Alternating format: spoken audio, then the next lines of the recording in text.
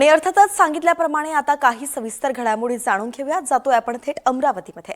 अमरावतीमध्ये जिल्हा स्त्री रुग्णालयातील नवजात शिशु कक्षाला भीषण आग लागली आणि आगीत 3 बालकांचा होरपळून मृत्यू झालेला आहे। आता याच आगीमध्ये जखमी झालेल्या 4 बालकांवरती उपचार सुरू आहेत आणि यातील एकाची प्रकृती गंभीर आहे। पहाटे 3:30च्या सुमारास या विभागातील व्हेंटिलेटरचा स्फोट झाला आणि यातील 36 बालकांना वाचवण्यात यश आलेलं आहे। मात्र दुर्दैवाने आपण पाहतोय की 3 बालकांचा होरपळून मृत्यू झालाय, 4 जण गंभीर जखमी आहेत। दुर्दैवी अशी ही घटना आपण पाहतोय जी अगदी मध्यरात्री घडलेली आहे आणि अचानकच व्हेंटिलेटरचा स्फोट झाला, त्यामुळे ही आग लागल्याची आताची माहिती आहे। आता या प्रकरणातील अधिकचा तपास सुरू आहे। नेमकं यासाठी कोण बेजबाबदारपणा कुणाचा या ठिकाणी भोवलेला आहे किंवा या ठिकाणी कुठल्या सुरक्षा व्यवस्था ज्या आहेत त्या आधीच करण्यात यायला हव्या होत्या हे देखील पाहणं महत्त्वाचं असणार आहे। तपास हा सविस्तर होणार आहे। मात्र दुर्दैवी घटना ही घडलेली आहे आणि अमरावतीच्या जिल्हा स्त्री रुग्णालयात भीषण आग लागली, ज्यात 3 बालकांचा होरपळून मृत्यू झालेला आहे। 4 जण जखमी असल्याचं कळतंय। एकाची प्रकृती ही आता चिंताजनक आहे आणि काही जण जे आहेत म्हणजे काही बालक जे आहेत जवळपास 36 बालक त्यांना वाचवण्यामध्ये यश आलेलं आहे, हे एक महत्त्वाचं आहे।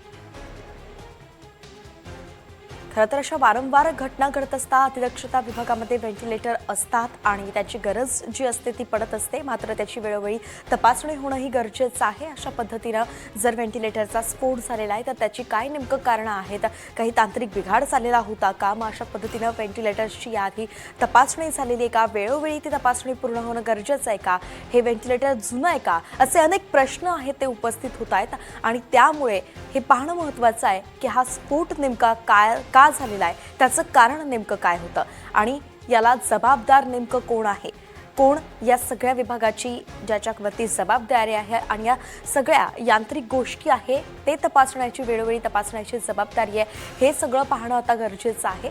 मात्र अशा पद्धतीचा हा जो बेजबाबदारपणा आहे तो 3 बालकांच्या जीवावरती बेतलेला आहे।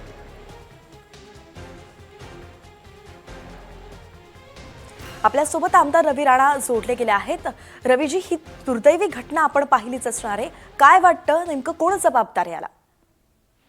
बिलकुल ही दुर्दैवी घटना आहे आणि 3:30 वाजता रात्री अचानक आग लागणे, स्फोट होणे आणि मोठ्या प्रमाणात या ठिकाणी जे बालक 40 ते 50 बालक त्या ठिकाणी उपचारासाठी होते, त्यापैकी 3 मुलांचा त्यांना जीव गमवावा लागला। मला असं वाटतं की या ठिकाणी कल जिल्हा अधिकाऱ्याशी बोललो, पोलीस कमिशनरशी बोललो, सीएससी कंट्रोल टच मध्ये आहे। मला असं वाटतं की या ठिकाणी नवीन इमारत आम्ही राज्याचे मुख्यमंत्री देवेंद्र फडणवीस साहेबांनी ताबडतोब निधी उपलब्ध करून दिला, नवीन इमारत बांधली।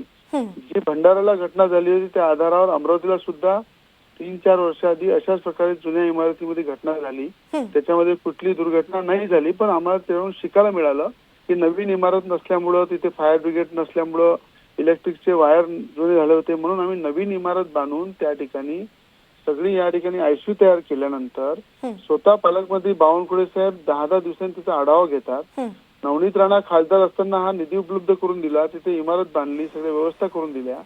आज अशी घटना होणं आणि आईने आपल्या मुलाला गमवणे हे आमच्यासाठी सुद्धा शर्मेची बाब आहे लोकप्रतिनिधी म्हणून।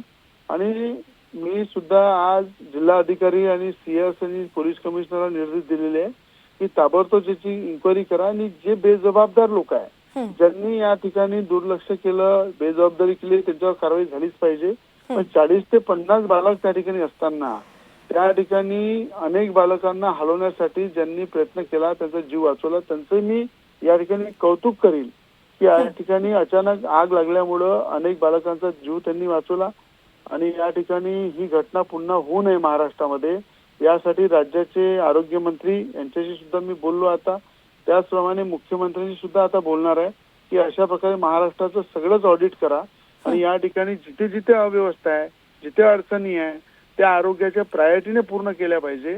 कारण की आईने आपला मुलगा गमावलेला आहे, ज्या बालकांनी आज आपला दिवस सुद्धा पाहिला नाही, त्याला आपलं जीवन सुद्धा जगता आला नाही, त्याचा आज मृत्यू झालेला आहे, हे अत्यंत दुर्दैवी घटना आहे।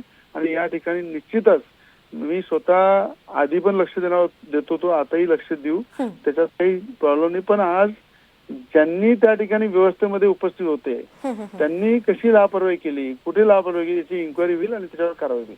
अर्थ धन्यवाद रवीजी, आपण NDTV मराठी सोबत आपली सविस्तर प्रतिक्रिया दिलेली आहे. तर या सगळ्या घटनेवरती चंद्रशेखर बावनकुळे यांनी सुद्धा शोक व्यक्त केलेला आहे. पाहूयात. तर एकंदरीतच आताच आपण पाहिलं की रवी राणा यांनी देखील चंद्रशेखर बावनकुळे हे वेळोवेळी तपासणी करत असतात असं म्हटलेलं आहे आणि आता त्यांनी ट्विट केलेलं आहे आणि ट्विटद्वारे त्यांनी या सगळ्या घटनेसंदर्भात शोक व्यक्त केलेला आहे. घडलेली घटना ही दुर्दैवी असल्याचं त्यांचं म्हणणं आहे.